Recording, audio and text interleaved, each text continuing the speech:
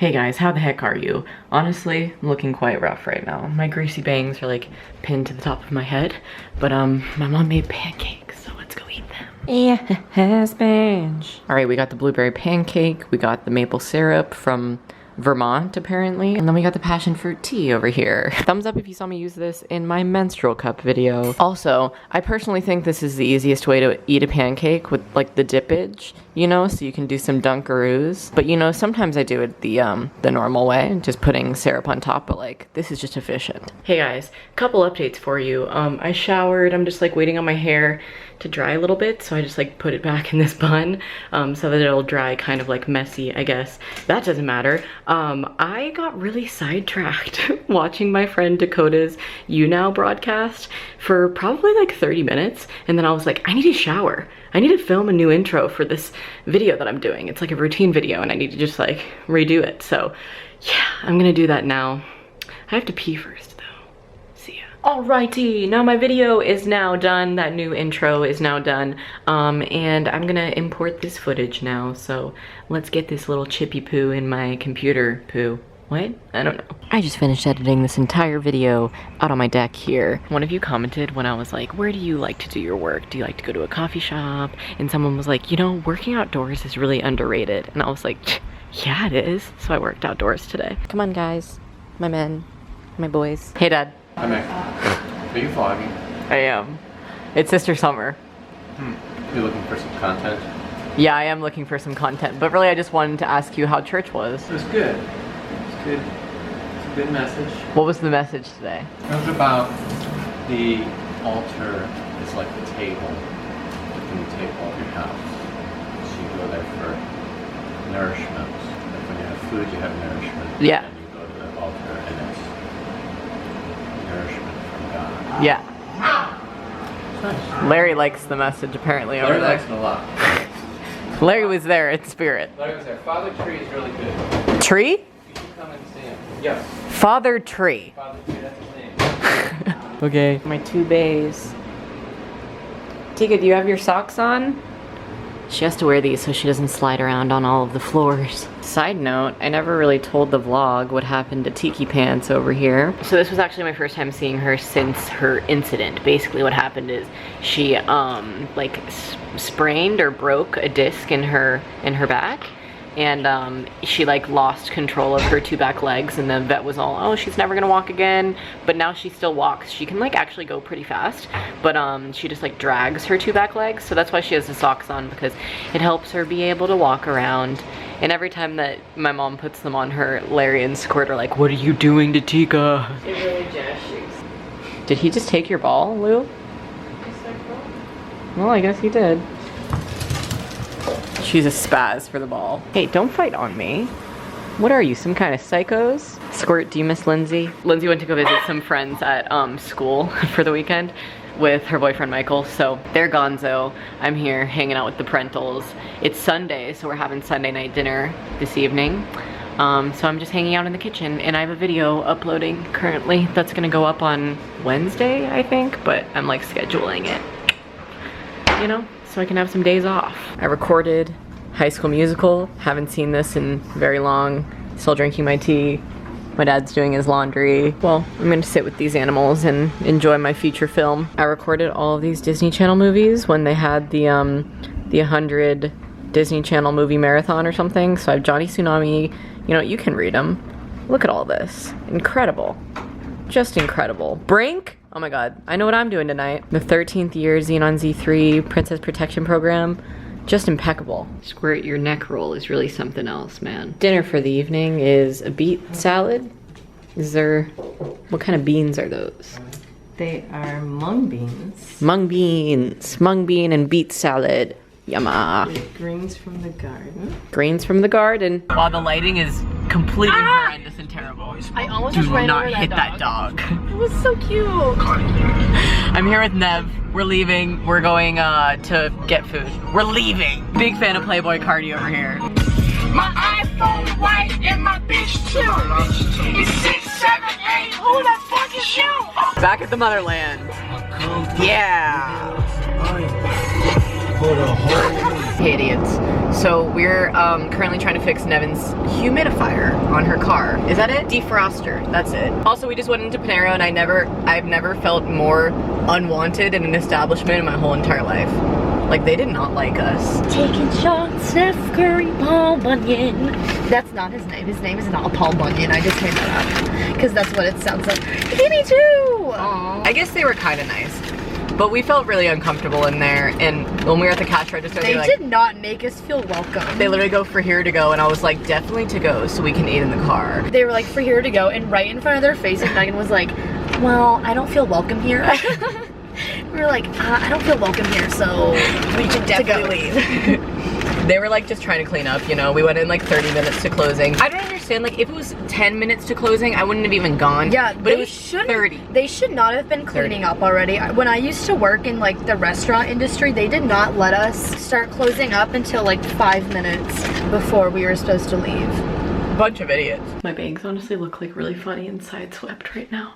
But it's now like 12 something, 12:30, I don't know. But literally all that Nevin and I did all night was go to Panera, come home and watch Disney movies, do face masks, yawn like Larry's yawning, and now we're going to bed mad early because I'm going to brunch with a friend in the morning.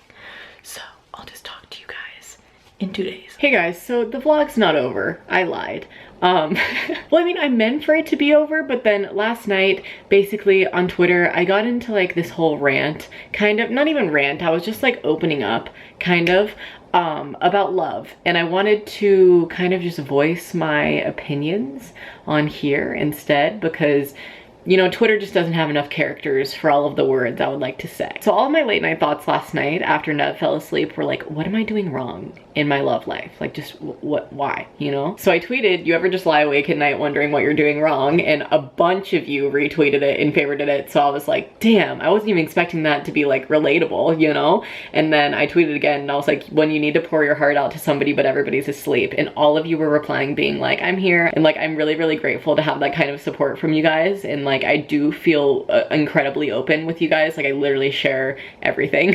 And so I was like, okay, like I'll pour my heart out on Twitter right now. So I tweeted and I was like, don't mind me just being a sulky sad girl because I've never been in love and I just want to know the feeling. I just want to be someone, you know? So then I was like, too much to say for Twitter. I'm just gonna film a little vent sesh at the end of today's Sister Summer. So that's what I'm doing. So I feel like I've kind of talked about this before, and obviously like I already stated it on Twitter, but like I've never been in love. Like, I mean, I obviously love certain people in my life and I know the feeling of being loved, especially from you guys. Like I've never felt so loved by a group of people in my whole entire life, and I'm so grateful to have you guys. And I'm not trying to say that like I lack love in my life, because I don't. I'm literally surrounded by it. I'm immensely surrounded by love in my life. But the feeling that I'm like itching for is just being in love with someone, you know, just having someone, just being somebody's someone. And I've literally only had one like boyfriend in my life. I feel like I've told this story in videos before, but basically when I was a freshman, so I was like 14, I had a boyfriend and he told me that he loved me, and I still don't believe him to this day. And I just said it back because like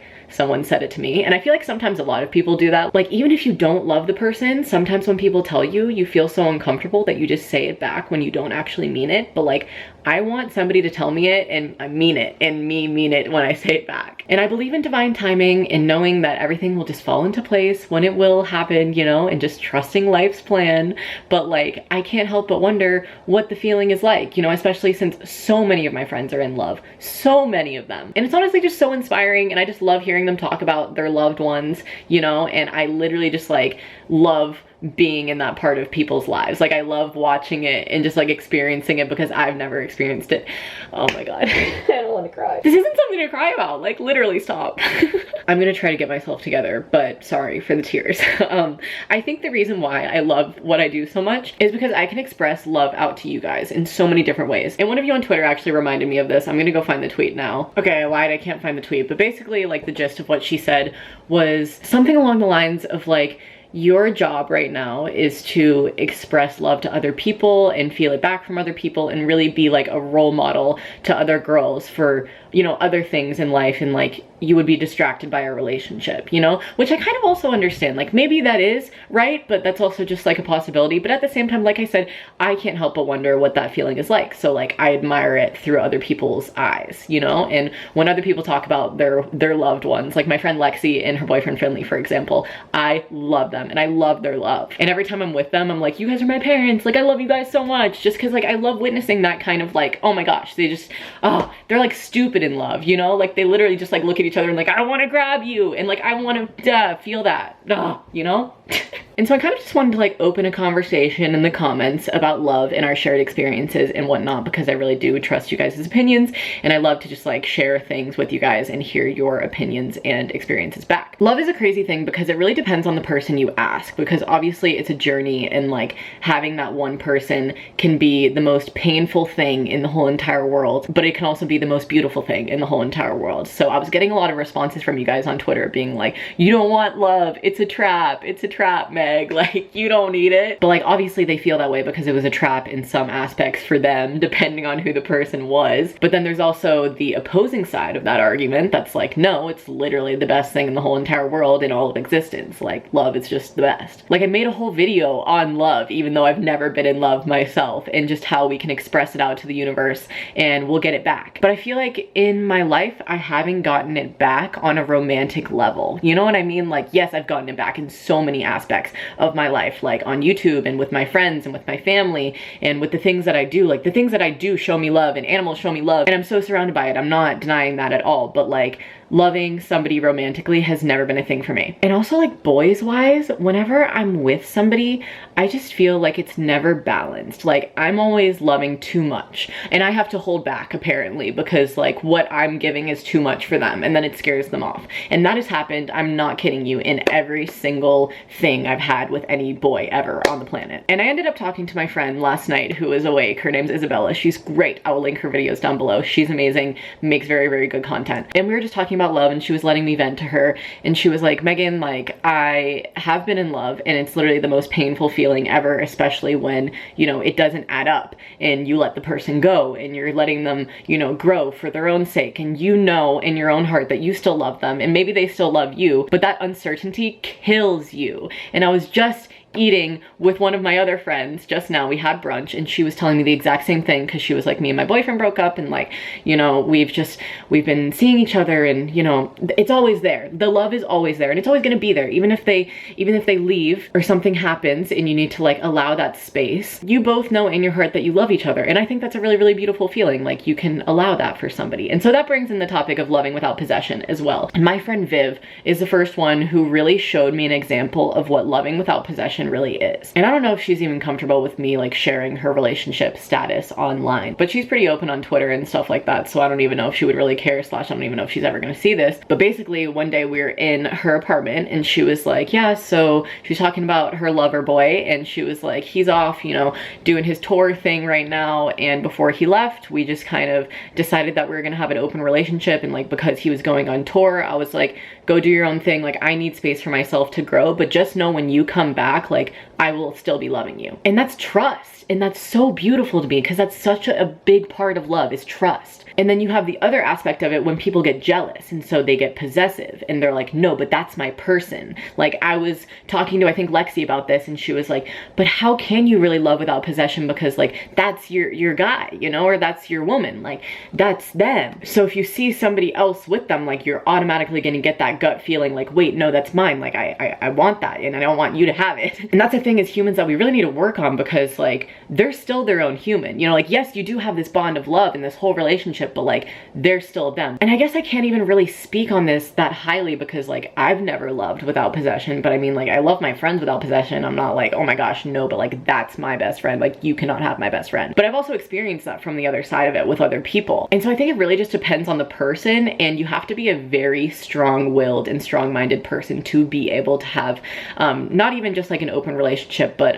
just be able to truly love without possession. And I think it's really a testament to your true love. Somebody's tweeting me with other people. It really is, because you know, it just shows how strong you are. And yeah, I don't know, I think Viv's relationship is really what just like inspires me the most. Like I just admire the fuck out of her love, you know. And I don't think I've ever even told Viv this. herself, so I should probably do that. Viv has amazing, amazing music, by the way. She also has a song called Possession, which kind of breaks down more of what I'm saying, so I'll link her EP. It's called Flowers down below. I think I've linked it before for you guys, but I hope you've listened to it because it's freaking amazing. That woman is going to blow up, let me tell you, and I would love to be kind of a catalyst for that as well, so please go and share and do everything for her music because Viv is literally the best person ever. I love her. Nobody deserves recognition more than Viv does.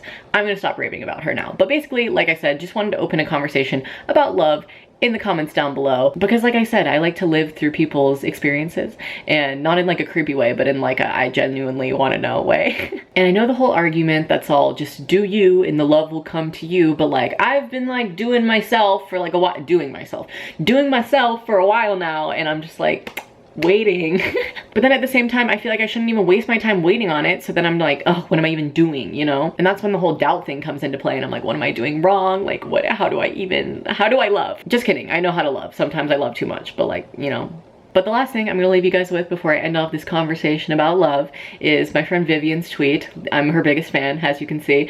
She said, the flower doesn't dream of the bee, it blossoms and the bee comes. So that's something that I have been meditating on recently. So if you're in the same boat as me, let me know in the comments down below. And I don't even know. I know I'm only 19 and I'm young and time doesn't even matter, but like, you know, just want to experience the feeling. But either way, I love you guys.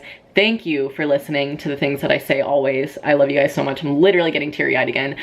I'm gonna go hug my dogs and edit this video and just cry, probably. So thank you so much for watching. Once again, I love you guys so much, and I'll see you in my next video. Okay, stay smiling. Bye. Everybody's somebody's every day. I know you're right. Nobody's nothing.